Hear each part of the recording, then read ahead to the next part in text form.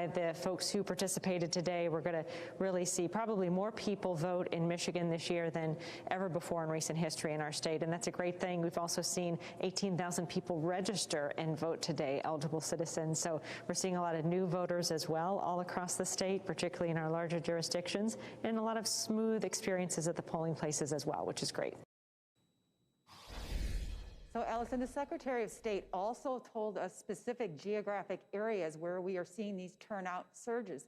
They are taking place, for instance, here in Detroit, where turnout was depressed in 2016. This is a majority blue area. We're seeing turnout in Kalamazoo, turnout in Ann Arbor. What are those? Those are college towns where younger people are showing up, including on the same day that they vote, registering to vote. So take all of those things together, and you can see why Democrats are feeling confident in this state where Donald Trump had his narrowest margin of victory in 2016. Heidi, given the record early and absentee voting that we are seeing this year, what are election officials doing to count ballots as efficiently as possible? I know they got a lot on their hands this year. They certainly do. Look, they have got to count these ballots just starting this morning. Given this record crush of these early absentee votes, they've already seen 3.2 million come in. So what you saw was an epic marshaling of resources here, including the major sports teams, the Lions and the Pistons renting out their stadiums and their arenas, allowing for votes to be counted so that the poll workers can be socially distanced. And in the Pistons arena, for instance, they were having trainings for weeks before the election to get all of these volunteer citizens up to speed so that they could start first thing right at 7 a.m. to start feeding those machines so that we will be getting results not only from the in-person votes, which we're expecting may be tilting a little bit more red, at the same time that we're getting these absentee votes, which may be in Joe Biden's favor. The Secretary of State told us, no, we're going to be getting these results all at the same time. So really an epic effort here by the city, as well as officials all around the state during a pandemic to recruit poll workers to come in and get the job done. Even so, it may still be a while before they get all of the ballots counted. She told us possibly 80 hours, up to 80 hours, Allison. Wow. Heidi, Michigan is also allowing open carry on Election Day. I know some folks there were worried about voter intimidation leading up to today. How are people feeling about voting today? What have you heard? Has this been an issue or a concern? You know, we've been at a number of polling locations. We've interviewed the mayor in Sterling Heights. We've talked to the AG. She was visiting all kinds of polling locations all around Detroit and Detroit proper, and they just didn't see it. It just didn't happen. And, you know, the only issue really was some reports of robocalls targeting voters in Flint, some text messages to voters in Dearborn. But the FBI said, look, that's nothing out of the ordinary. We always have shenanigans like this around the election, and there's no indication that this was any kind of broad effort to suppress the vote, or that, frankly, it had really any effect. All right, Heidi, thank you so much. We appreciate your input from Greater Michigan and the Detroit area tonight on election night. Thank you. Joe Biden looking to put North Carolina back in the blue column, and Durham County could help him do that. Voters there have backed the Democrat in every presidential election since 1976. NBC News correspondent Tremaine Lee joining me now from Greensboro, North Carolina. Tremaine, black voters, a key voting bloc for Democrats. You have been speaking to a few of them today. What are they telling you about the importance of this election in 2020? Allison, I'll tell you what, after a year in which COVID-19 disproportionately impacted black folks and black communities, and unrest over police violence also consumed them. But what they say is also concerning is 4 years of what they perceive as Donald Trump's racism and racist rhetoric. And so they said today, when they voted, they wanted to see a change, and something had to happen, and they wanted their voices to be heard. Let's take a listen.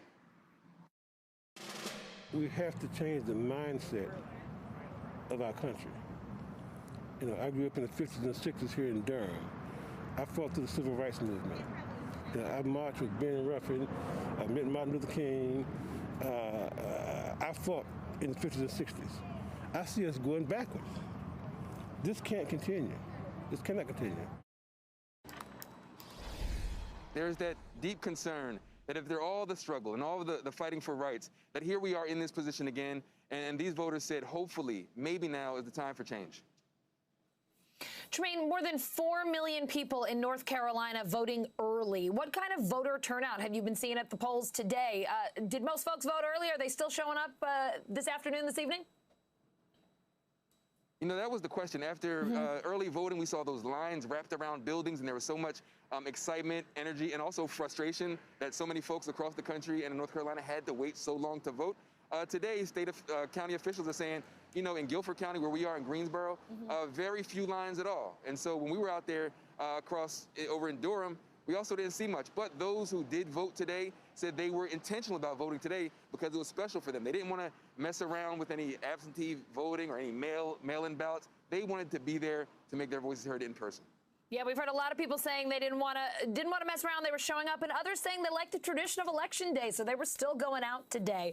Tremaine, we do have some early results from the NBC News exit poll of early and Election Day voters, and according to that, about a third of voters said the economy was the most important issue when they voted. Racial injustice, the most important issue for 21% of voters across the U.S., while another 18% said the coronavirus outbreak was the most important issue for them.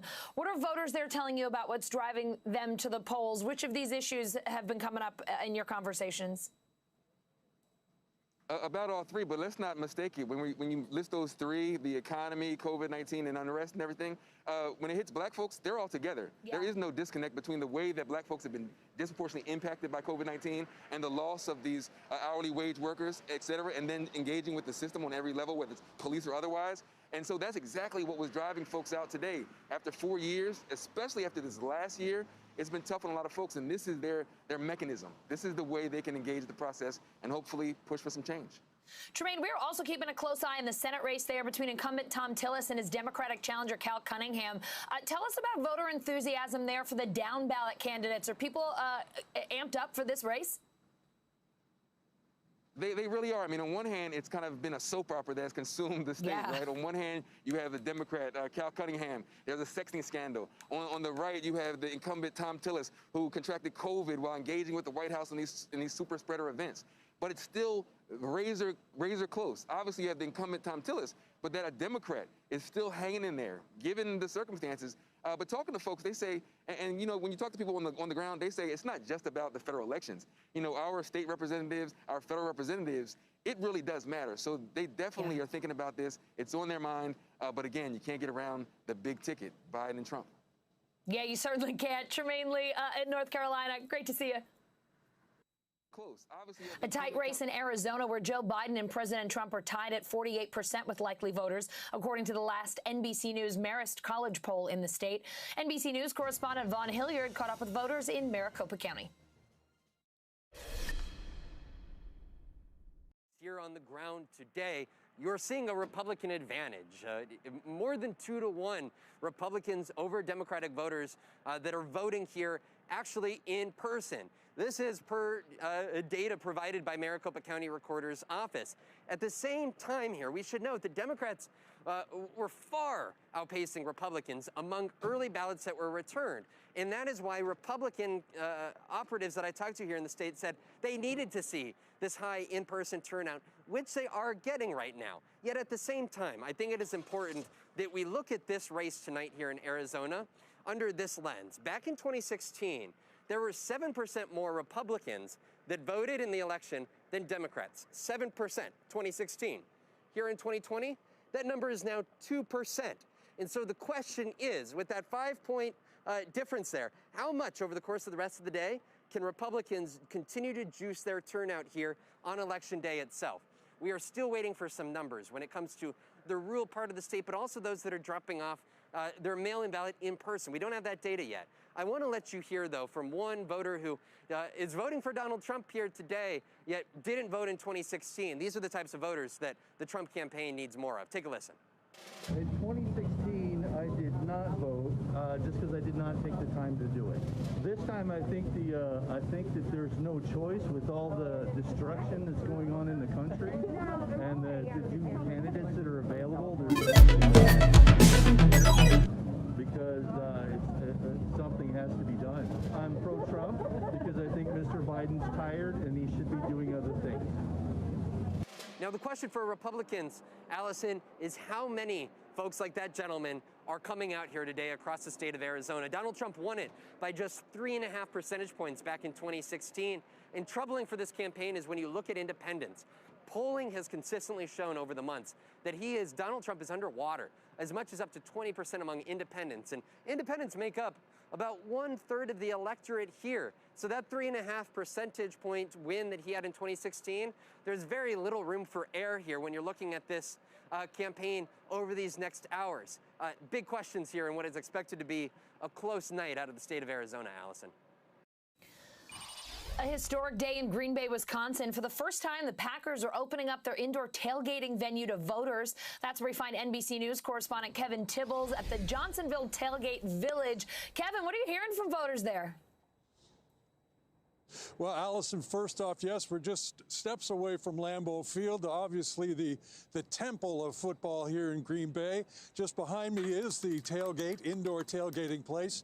And the real good thing for voting here today is the fact that, in spite of the fact we're in Green Bay, Allison, it was over 60 degrees. There were lineups outside this building even before the polling started this morning, and people are starting to drop by after work. Interestingly enough, no matter who they were voting for, Republican or Democrat, many of these people were saying to us that this was the most important election that they were taking part in their lifetime. Have a listen.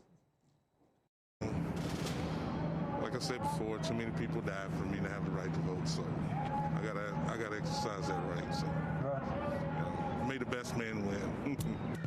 What's the big issue for you?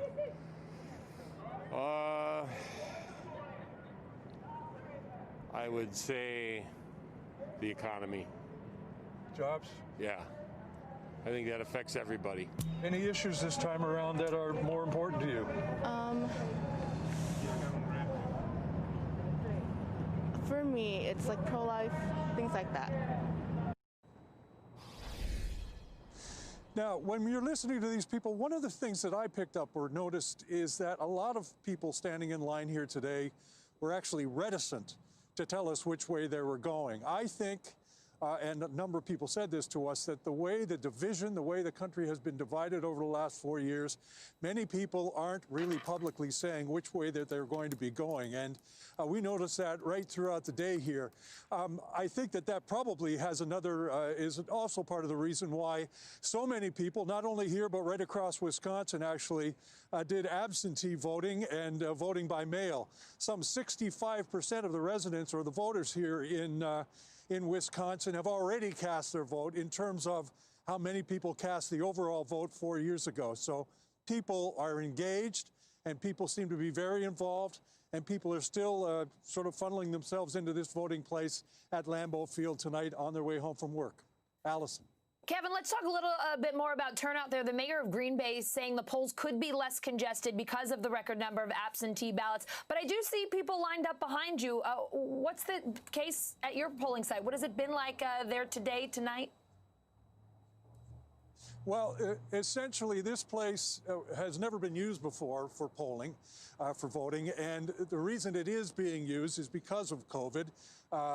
Unfortunately for Wisconsinites, their state at this point in time is a COVID hotspot. They set another all-time record today, as a matter of fact, for new cases of COVID and lost more than 50 lives.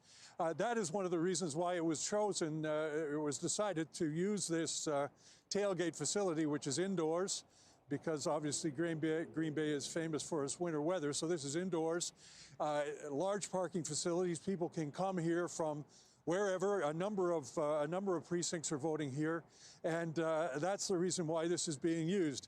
Having said that, you're absolutely right. There are record numbers here in Green Bay as well.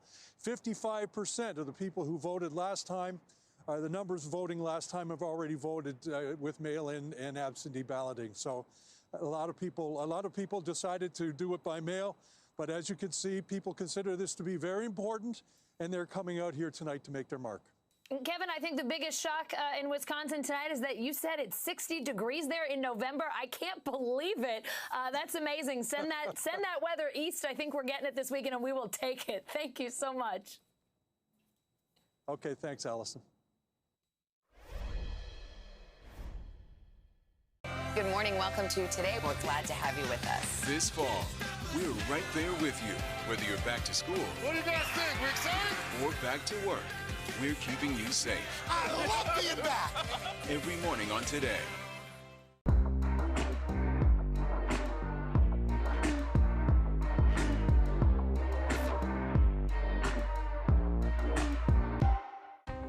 Washington feels more chaotic than ever. It's my job to ask the tough questions, left and right, and help you make sense of it all. You ready to go to work? I'm so ready to go to work.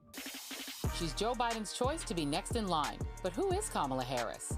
Join me, Joy Reid, as I explore her life's journey from Oakland to Washington on my 6-part podcast, Kamala Next in Line. New episodes every Monday. Subscribe for free wherever you get your podcasts. For breaking news in our changing world, download the NBC News app. President Trump and Joe Biden hit the trail. At the center of this campaign, coronavirus. The story. The battleground blitz as we enter the final stretch of the 2020 race. From every angle. If you were sitting here talking to Joe Biden and President Trump, what would you want to tell them right now? On the ground. The wind fanning these flames are expected to last another 24 hours. And in depth. We now have 2 vaccine trials on hold. Should people be concerned? NBC Nightly News with Lester Holt. Good morning. Welcome to Today. We're glad to have you with us. This fall, we're right there with you, whether you're back to school. What do you guys think? We're excited? Or back to work. We're keeping you safe. I love being back.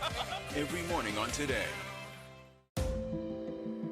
Police murder of unarmed black men has been an American way of death across centuries. After seeing the most comprehensive police reform bill ever introduced in Congress, I've begun to wonder if now is the time. If now is the time the protesters finally win. The Last Word with Lawrence O'Donnell. Weeknights at 10 on MSNBC. Voters turning out across South Carolina today where there is a high-stakes Senate contest on the ballot. Incumbent Republican Senator Lindsey Graham up against Democratic challenger Jamie Harrison. That race could help Democrats take control of the Senate. NBC News correspondent Leanne Caldwell is outside a polling place in Columbia, South Carolina. We've spent the day at a couple polling places in Columbia in a predominantly Democratic part of this state, and there were pretty sleepy conditions at these polling places, and we're told because there are so many Democrats who voted early, and that's why they're saying that places that usually have long lines on Election Day are not seeing those long lines. So Democrats are confident heading into Election Day that they're well positioned.